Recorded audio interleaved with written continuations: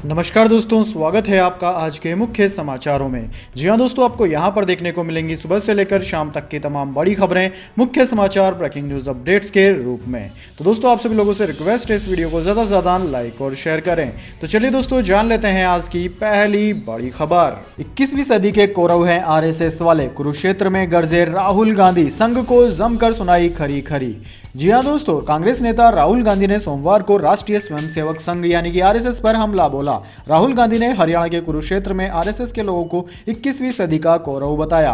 राहुल गांधी ने बयान में कहा कि 21वीं सदी के कौरव खाकी हाफ पैंट पहनते हैं और शाखाएं चलाते हैं। उनके पीछे देश के 2-3 अमीर लोग खड़े हैं। राहुल गांधी ने आगे कहा कि आरएसएस के लोग कभी हर हर महादेव के नारे नहीं लगाते, क्योंकि भगवान शिव तपस्वी थे और ये लोग भारत की तपस्या पर हमला कर रहे हैं। इन लोगों ने जय सियाराम में से माता सीता को ही हटा दिया। ये लोग भारत की संस्कृति के खिलाफ काम कर रहे हैं।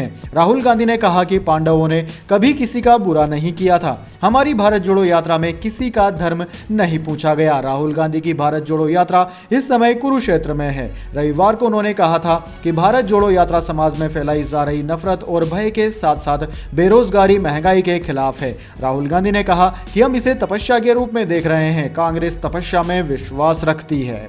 इसके बाद दोस्तों, अगली बड़ी खबर। एयर इंडिया की फ्लाइट में फिर पेशाब करने और स्मोकिंग का मामला आया सामने। डीजीसीए ने भेजा नोटिस। जी हाँ दोस्तों, एयर इंडिया ने महिला के साथ हुई बदसलूकी और पायलट के बाथरूम में धूम्रपान करने के मामले में डीजीसीए ने कारण बताओ नोटिस जारी किया है। डीजीसीए ने कड़ा रुख इख्तियार करते हुए सवाल किया कि एयरलाइन ने समय रहते कोई एक्शन क्यों नहीं लिया था, और जब डीजीसीए ने सवाल जवाब किया तब जाकर इस मामले की जानकारी दी गई। प्राप्त जानकारी के मुताबिक बीते साल 26 नवंबर को एयर इंडिया की न्यूयॉर्क से नई दिल्ली की फ्लाइट में शराब के नशे में एक शख्स ने कथित रूप से एक महिला सहयोगी सहयात्री पर पेशाब कर दिया था। डीजीसीए ने पूछा है कि एयरलाइन पर नियामक दायित्वों की अवहेलना के लिए कार्यवाही क्यों नहीं की जानी चाहिए। डीजीसीए के मुताबिक 6 दिसंबर को पेरिस नई दिल्ली की उड़ान में यात्रियों के दुर्व्यवहार की 2 घटनाएं हुई। इन्हें डीजीसीए के संज्ञान में लाया गया। पहली घटना में एक यात्री को शौचालय में धूम्रपान करते पकड़ा गया। वह नशे में था और उसने चालक दल की बात नहीं मानी। एक अन्य घटना एक अन्य यात्री द्वारा कथित रूप से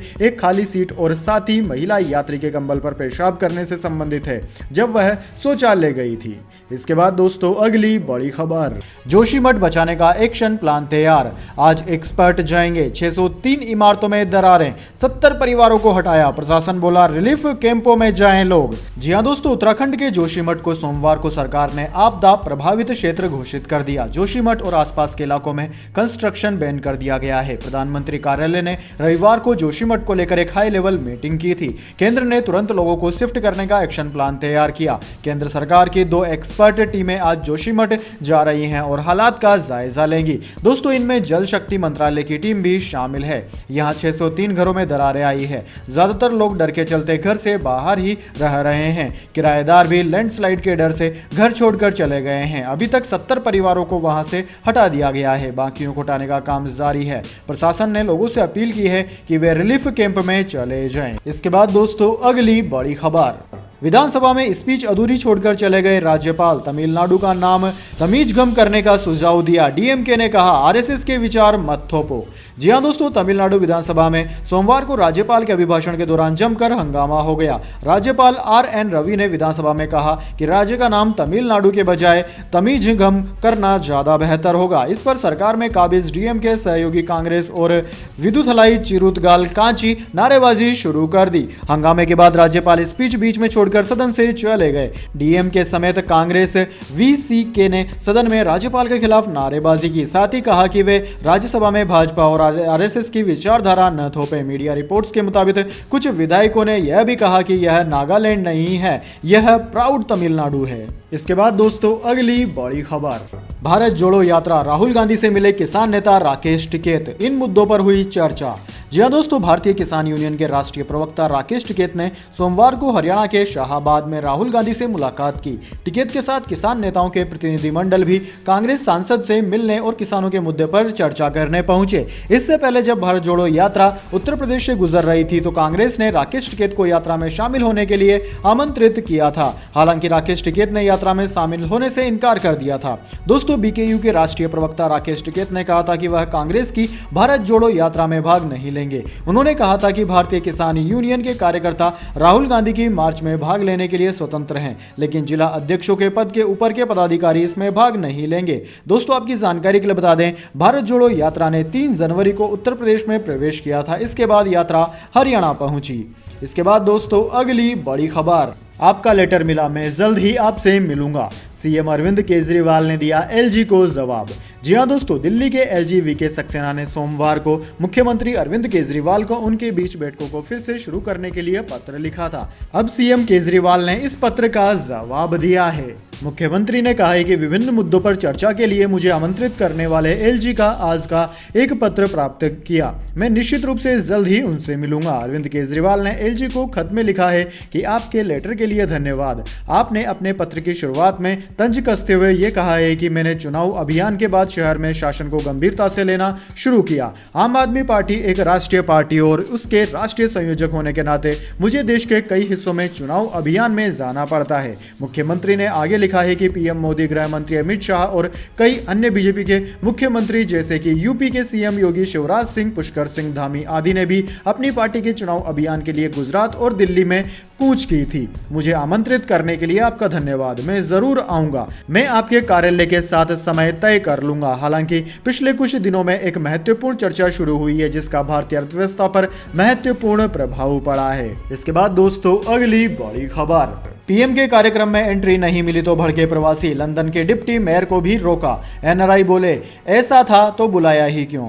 जी हां दोस्तों, इंदौर में हो रहे प्रवासी भारतीय सम्मेलन के दौरान सोमवार को आयोजन स्थल पर उस समय हंगामा हो गया जब कई एनआरआई को हॉल में एंट्री करने से रोक दिया गया। वे पीएम मोदी के संबोधन से पहले ब्रिलियंट कन्वेंशन सेंटर के ग्रैंड हॉल में प्रवेश नहीं कर सके। लंदन के डिप्टी मेयर को भी मेन गेट पर ही रोक दिया गया। एक एनआरआई को मामूली चोटें भी आई। इस पर कुछ प्रवासियों ने तीखी प्रतिक्रिया देते हुए कहा कि टीवी पर ही आयोजन दिखाना था तो बुलाया क्यों। इधर इंदौर सांसद शंकर लालवानी ने कहा कि शुरुआती दौर में थोड़ा समय जरूर लगा लेकिन बाद में इसे ठीक कर लिया गया।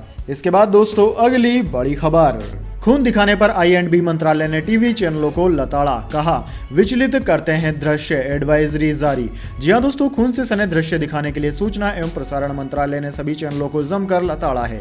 मंत्रालय ने सोमवार को चैनलों के लिए एक एडवाइजरी जारी की। इस एडवाइजरी में सड़क हादसों, मौत, हिंसा, महिला के प्रति हिंसा और बुजुर्ग बच्चों के प्रति हिंसा को खासतौर पर शामिल किया गया है। मंत्रालय ने कहा है कि चैनलों पर पैनी नजर रखने के बाद इस एडवाइजरी को जारी किया गया है। चैनलों ने बिना सोचे समझे इन हिंसक दृश्यों को प्रसारित कर दिया। सूचना एवं प्रसारण मंत्रालय ने कहा कि टीवी चैनलों ने लोगों की मौत की तस्वीरें, वीडियो दिखाए, खून से सने घायल शख्स को दिखाया, खून से सने लोगों, महिलाओं को दिखाया, बुजुर्गों, बच्चों को पीटने के वीडियो करीब से दिखाए, टीचर की मार खाते वक्त बच्चों की चीखते हुए दिखाया गया। यह सभी दृश्य बार बार दिखाए गए और लगातार देर तक दिखाए गए। इतना ही नहीं, चैनलों ने दृश्यों को और हिंसक दिखाने के लिए उस पर गोलाकार चिन्ह भी बनाए। एडवाइजरी में मंत्रालय ने यह भी कहा कि इन घटनाओं की रिपोर्टिंग भी गलत तरीके से की गई। इन दृश्यों ने दर्शकों को विचलित कर दिया। सरकार ने एडवाइजरी में कहा कि खून से सनी तस्वीरें शव शारीरिक प्रताड़ना प्रोग्राम कोड के मुताबिक नहीं है। चैनल जो हिंसक वीडियो और तस्वीरें सोशल मीडिया पर जारी कर रहा है उन्हें भी एडिट नहीं किया जा रहा। इससे बच्चों पर मनोवैज्ञानिक प्रभाव पड़ रहा है, साथ ही इससे व्यक्ति की निजता का उल्लंघन भी हो रहा है। इसके बाद दोस्तों अगली बड़ी खबर, एक देश एक चार्जर, फोन, टैबलेट और लैपटॉप में मिलेगा टाइप सी पोर्ट, जाने किसे मिलेगा फायदा। जी हां दोस्तों, टाइप सी को कॉमन चार्जर बनाने की बात कई दिनों से चल रही थी। अब भारत सरकार ने इसको स्टैंडर्ड केबल बना दिया है। यानी कि दोस्तों टाइप सी चार्जिंग केबल को मोबाइल फोन, लैपटॉप, नोटबुक और दूसरे आइटम्स के लिए मानक बना दिया गया है। इससे यूजर्स को अलग अलग चार्जर रखने की जरूरत नहीं होगी। इस सुविधा के लागू होते ही एक चार्जर से कई डिवाइसेस चार्ज किए जा सकेंगे। ब्यूरो ऑफ इंडियन स्टैंडर्ड या BIC ने कहा है कि टाइप सी स्टैंडर्ड भारत में बिकने वाले स्मार्टफोन और इलेक्ट्रिक डिवाइस के लिए होगा। इससे चार्जर की संख्या में कमी आएगी और लोग एक ही चार्जर से कई डिवाइसेस को चार्ज कर सकेंगे। यानी कि दोस्तों कंज्यूमर्स को अब हर बार नए डिवाइस के साथ अलग चार्जर खरीदने की जरूरत नहीं पड़ेगी। BIS ने अपने स्टेटमेंट में यह भी कहा कि इससे भारत सरकार के ई-वेस्ट को कम करने वाले मिशन को अचीव करने में मदद भी मिलेगी। दोस्तों रिपोर्ट में आगे बताया गया है एआई की दुनिया भर के देश इस दिक्कत को दूर करने पर काम कर रहे हैं। आपकी जानकारी के लिए बता दें, दिसंबर 2022 में कंज्यूमर अफेयर के सेक्रेटरी रोहित कुमार सिंह ने दावा किया था कि stakeholder USB type C को स्मार्टफोन, टैबलेट और लैपटॉप के लिए चार्जिंग पोर्ट बनाने के लिए तैयार हो गए हैं।